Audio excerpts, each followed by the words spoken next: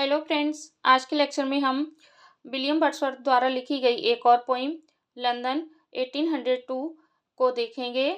Let's begin. London 1802 का जो दूसरा नाम है वो टू मिल्टन है।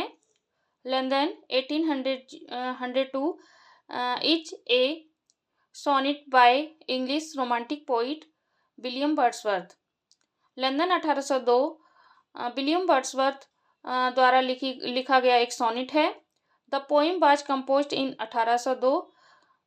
1802 में ये पोइम कंपोज की गई and published in his volumes poems in two volumes 1807।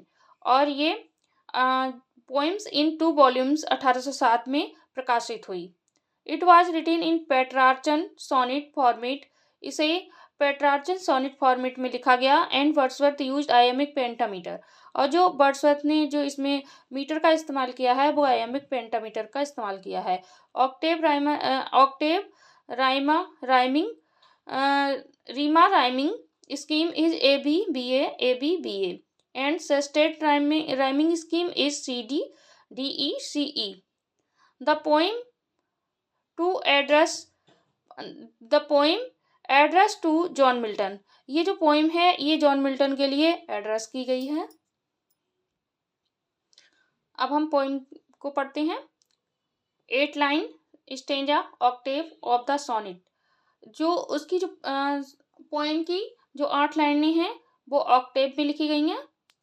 Milton, thou shouldst be living at this hour, England hath need of thee. William Wordsworth कविता की शुरुआती पंक्तियों में कहते हैं जॉन मिल्टन को याद करते हैं और ये सोचते हैं कि मिल्टन को इस समय पर इंग्लैंड में जीवित होना चाहिए था, क्योंकि आज इंग्लैंड को जॉन मिल्टन की जरूरत है। She is a fen of stagnant waters, altar sword and pain, fireside the heroic wealth of Hall and Boer have forfeited their ancient English dower of inward happiness. We are selfish men.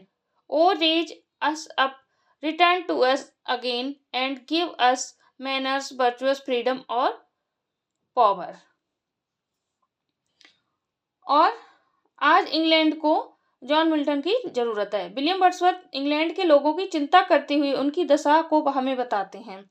Wordsworth कहते हैं कि England की दशा दलदल में ठहरे हुए पानी की तरह हो गई है। Means she is a fan. जो इंग्लैंड के लोगों की जो दशा है वो दलदल में ठहरे हुए पानी की तरह हो गई है। वह कहते हैं कि इंग्लैंड के लोग ना तो धर्म में रुचि लेते हैं ना ही सैन्य शक्ति में, और इंग्लैंड के लोगों की एजुकेशन भी ठहर सी गई है और ना ही लोग एक दूसरे से मिलना पसंद करते हैं। और जो लोग इंग्लैंड में दयालु थे और दूसरों की मदद किया करते थे अब वह भी स्वार्थी हो गए हैं। अब वह किसी की मदद नहीं करते हैं। इसलिए वर्ड्सवर्थ इंग्लैंड की चिंता करते हुए जॉन मिल्टन को याद करते हैं और कहते हैं इंग्लैंड को तुम्हारी जरूरत है, तुम हमारे पास आ जाओ और हमें आकर यहाँ पर जीने के तरीके सिखाओ। लोगों को उपदेश दो, उन्हें सोचने समझने की बुद्धि दो ताकि वे इस भौतिक संसार से निकलकर प्रकृति की तरफ थोड़ा ध्यान दें। अब आगे 6 line stanza sestet of sonnet. Thy soul was like a star. अब विलियम वर्ड्सवर्थ आगे कहते हैं जॉन मिल्टन, जब तक तुम जीवित रहे तब तक एक तारे की तरह लगातार चमकते रहे। And dwelt apart, thou hadst a voice whose sound was like sea। क्योंकि तुमने तब भी अपनी रचनाएं लिखी जब तुम्हारी आंखों की रोशनी चली गई थी। तुम्हारी रचनाओं के ऊपर कोई भी किसी भी तरह का बंधन नहीं था।